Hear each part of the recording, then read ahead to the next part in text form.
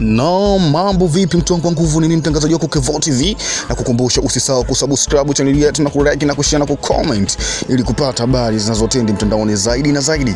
Bwana, habari na kuletea mtandaoni inamwongelea Luis Miquissone, na tunajua kabisa Luis Miquissone ni mchezaji ambaye alitumikia timu ya Msimbazi kipindi cha nyuma kabisa, alifanya vizuri sana, alikuwa mchezaji kusema kweli, alikuwa anapendwa na mashabiki wa Msimbazi, na ikatokea bwana Waarabu wakamhitaji mchezaji, akaenda huko kwa Waarabu kuitumikia timu ya Al Ahly, lakini vile bwana alipokuwepo huko akufanya vizuri sana, timu ya Al Ahly wakaamua muache, waachane naye, na hapo Msimbazi kwa sababu alikuwa anapitia shida kidogo, wakaamua mrudishe Luis Miquissone. Lakini Luis Miquissone walivyotegemea akaja kufanya vitu tofauti hapo Msimbazi, na timu ya Simba wakaamua waachane naye kabisa, kwa sababu waliona bado kiwango chake hakijawa kama cha zamani, wakaamua waachane naye Luis Miquissone. Lakini bwana, kwa sasa hivi inavyosemekana Luis Miquissone uko alipo anafanya mambo makubwa sana, timu aliyokuwepo kwa anatumikia vizuri sana, ni mchezaji ambaye amewaka na kipaji chake kile cha mwanzo kabisa. Luis Miquissone yule wa nyuma ndo sasa hivi anaongeleka hivyo, na timu yake aliyokuwepo huko msimu ulioisha wamechukua ubingwa.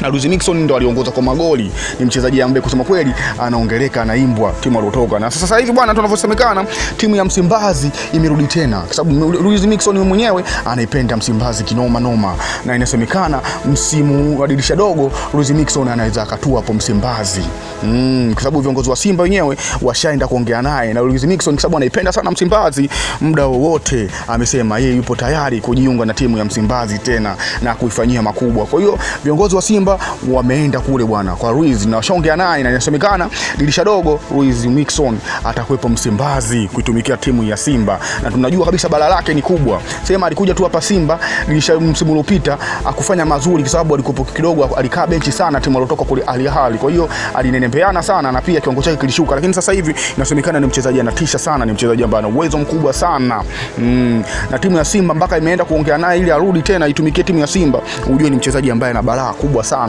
Ndio maana klabu ya Simba imeamua tena kwenda kumuinda wamrudishe Luis Miquissone. Kwa hiyo yangu ni ya mtu wangu nguvu, na kukumbusha tu usisahau kusubscribe channel yetu na kulike na kushare na kucomment ili kupata habari zinazotendi mtandaoni zaidi na zaidi. Yangu ni ya mtu wangu nguvu, asante sana.